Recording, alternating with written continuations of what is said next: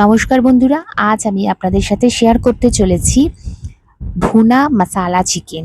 সাথে ছিল পনির পোলাও, স্যালাড আর পাঁপড়। তো চলুন দেখে নেওয়া যাক। প্রথমে আমি চিকেনের পিসগুলো খুব ভালোভাবে জল দিয়ে পরিষ্কার করে ধুয়ে নিয়েছিলাম। মিডিয়াম সাইজেরই চিকেনগুলো নিয়েছিলাম। আপনারা চাইলে বোনলেস চিকেনও ব্যবহার করতে পারেন। এই চিকেনের মধ্যে আমি প্রথমে দিয়ে দিলাম একদম 1 চিমটে মতো হলুদ গুঁড়ো, 1 চামচ আদা রসুনের পেস্ট, স্বাদ অনুযায়ী নুন দিলাম, আর দিলাম লেবুর রস। একটা পুরো লেবুর রস আমি দিয়েছিলাম। দিয়ে এই সামান্য মশলা দিয়ে আমি এই চিকেনটাকে ভালো করে ম্যারিনেট করে 1 ঘন্টার জন্য রেস্টে রেখে দেবো। আপনারা চাইলে ওভারনাইটও রাখতে পারেন। তো এরপর আমি যেটা করেছিলাম, এখানে আমি কিছু মশলা আপনাদের দেখাবো। নিয়েছিলাম স্পেশাল মশলা ধনে, গোটা ধনে, গোটা গোলমরিচ, একটা তেজপাতা, গোটা জিরে, এখানে বড় এলাচ, কিছুটা ছোট এলাচ, জয়িত্রী, দারচিনি, কিছুটা লবঙ্গ, মৌরি, গোটা জিরে, আর এদিকে নিয়েছিলাম কসুরি মেথি। এই মশলাটাই হচ্ছে স্পেশাল মশলা। এটার আমি একটা পাউডার তৈরি করব, তার জন্য হালকা আছে এই সমস্ত মশলাগুলো আমি একটু রোস্ট করে নিয়েছিলাম। আর এদিকে ততক্ষণে কড়াই গরম করে সর্ষের তেল বেশ কিছুটা পরিমাণে দিয়ে দিলাম। আর এদিকে ঠান্ডা হয়ে যাবার পর সমস্ত মশলার পাউডারটা আমি তৈরি করে নেব।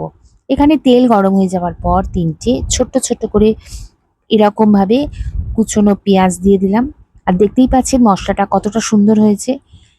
এই পেঁয়াজগুলো দিয়ে আমি একটু লাল হওয়া পর্যন্ত, মানে ব্রাউন হওয়া পর্যন্ত ভাজবো। একটু যখন লাল রং ধরে নিয়েছে, আমি এখানে কিছুটা আদা কুচি আর কিছুটা রসুন কুচি দিয়ে দিলাম, ওই 1 চামচ মতন। তারপরে দিয়ে দিলাম 3টে বড়, মানে ছোট ছোট করে কাটা এরকম টমেটো কুচি। এরপর সমস্ত উপকরণ একটু ভালোভাবে কষিয়ে নিয়েছিলাম। দিয়ে দিলাম কিছুটা কাশ্মীরি লঙ্কার গুঁড়ো। আর এখানে আমি কোনো মশলার ব্যবহার করিনি। যখন মশলাটা থেকে তেল ছাড়লো, তখন ম্যারিনেট করা চিকেনগুলো তুলে দিলাম। এরপর চিকেনের সাথে মশলা খুব ভালোভাবে নাড়াচাড়া করতে লাগলাম। যখন চিকেনের রংটা একটু চেঞ্জ হলো, তখন দিয়ে দিলাম কুচনো কাঁচা লঙ্কা, স্বাদ অনুযায়ী নুন দিয়ে আবারও খুব ভালো করে কষাতে লাগলাম। যখন জল ছাড়লো, তখন দিয়ে দিলাম কারি পাতা আর অনেকটা পরিমাণে ধনে পাতা দিয়ে আবার খুব ভালো করে একটু কষিয়ে নিলাম। এখানে আমি কোনো জলের ব্যবহার করিনি, আর এখানে আমি ঢাকা দিয়ে দিয়েছিলাম। ঢাকা দেওয়ার পর যখন খুললাম, দেখলাম যে মোটামুটি তেল ছেড়ে দিয়েছে। আর আমি যে মশলাটা তৈরি করেছিলাম, সেই মশলাটা দিয়ে দিলাম। দিয়ে ঢাকা দিয়ে হালকা আছে, মানে মিডিয়াম টু লোতে রেখে আমি চিকেনটা সেদ্ধ হতে দিলাম। চিকেন মোটামুটি সেদ্ধ হয়ে গেছে আর একদম চিকেন রেডি। দিয়ে দিলাম শেষে লেবুর রস। তো কেমন লাগলো আমার এই আজকের ভুনা মশালা চিকেন? অবশ্যই কমেন্টে জানাবেন। আপনারা এভাবে পাশে থাকবেন। আর ভালো লাগলে একটা ছোট্ট লাইক কমেন্ট করতে ভুলবেন না। দেখা হচ্ছে অন্য ভিডিওতে। টাটা।